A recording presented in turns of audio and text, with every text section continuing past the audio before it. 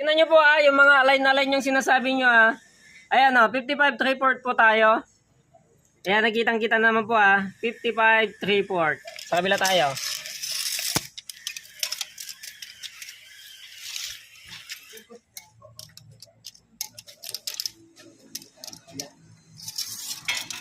Kung sabi nila, dapat daw mag-ipot talaga yung harapan. Teka, sige.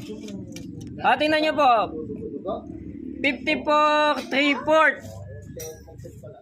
Ito na po siguro yung mga alignment ninyo na sinasabi nyo na dapat mag-ipot sa harapan ng nasa 1 pulgada, no? Ayan, 54 3/4. Mga boss, ito yung alignment ninyo. Lamang po siya ng ng 1 pulgada sa likod. So, ayan, tingnan nyo na po yung resulta yung mga sinasabi nyo pong alignment na pinagko-comment nyo.